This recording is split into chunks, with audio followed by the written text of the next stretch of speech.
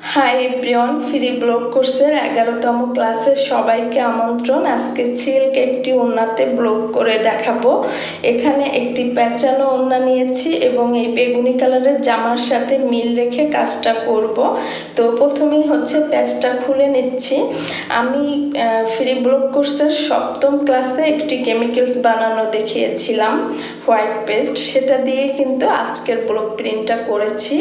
সেই ব্লক প্রিন্টের কেমিক্যালসটা দিয়ে কিন্তু সব ধরনের ব্লকে কাজ করা যায়। এখানে 2টা ডাইস নিয়েছি, একটা পাতা শেপের, একটা পার ডাইস। আধা ঘন্টা আগে ভিজিয়ে রেখেছিলাম, এরপরে মুছে নিয়েছি।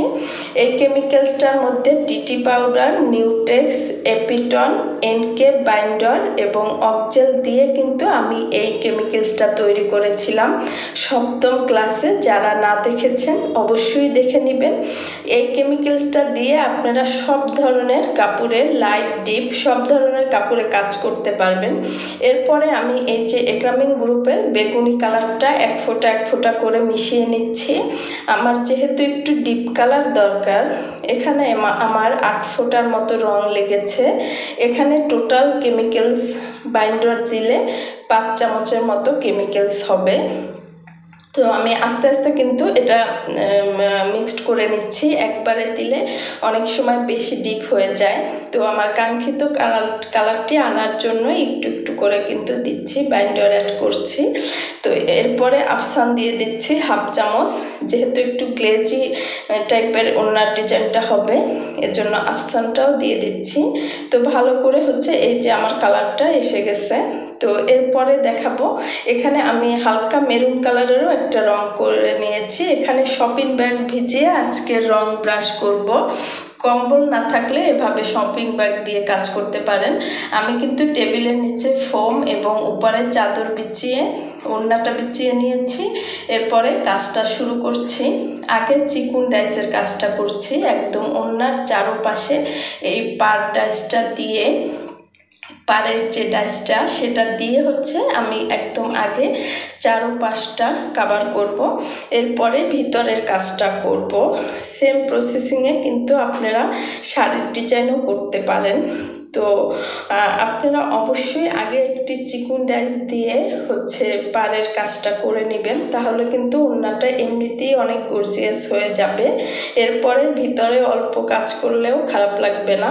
আমি দেখাচ্ছি যে এটা একটু টেনে এদিকে এনে কিন্তু কাজটা করছি। অবশ্যই হচ্ছে আপনারা যখন কাজটা করবেন এটা শুকিয়ে না যাওয়া পর্যন্ত আসলে নাড়াচাড়া করবেন না। আমি যেহেতু এটা এক্সপার্ট, এর জন্য ভিজা অবস্থায় কিন্তু আমি রংটা সরিয়ে নিচ্ছি, ওড়নাটা সমস্যা হচ্ছে না। এখানে আমি হচ্ছে দিয়ে দিচ্ছি 3টা করে দিয়ে দিব এই যে পাতা শেপের ডাইস, সেই ডাইসটা দিয়ে কাজ করে নিব। এরপরে কিন্তু আউটলাইনগুলো দিয়ে দিব।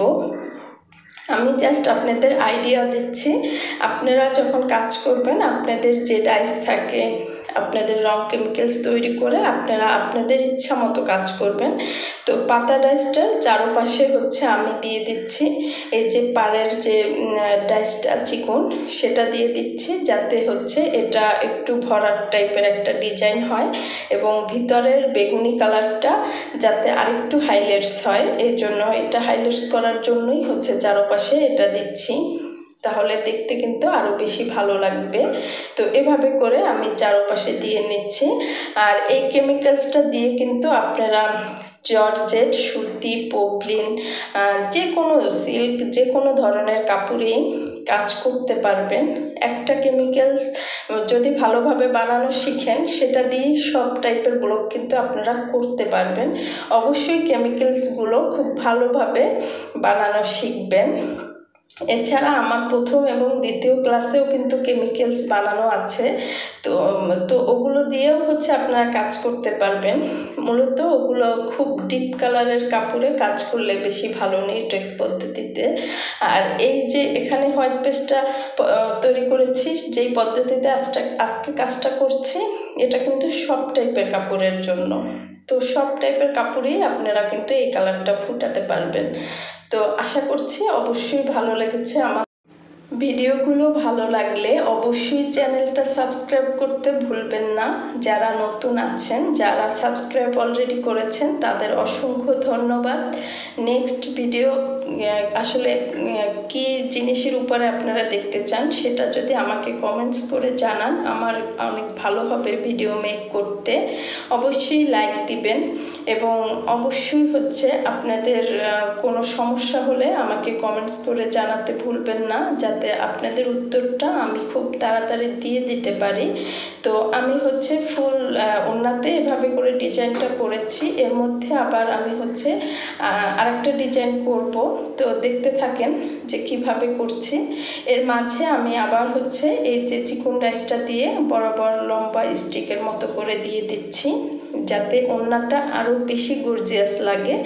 তো অবশ্যই আপনারা কাজ যখন করবেন এটা অবশ্যই শুকিয়ে নাড়াচাড়া করবেন। আমি সাথে সাথে একটু নেড়ে চেড়ে আপনাদের দেখিয়ে দিচ্ছি।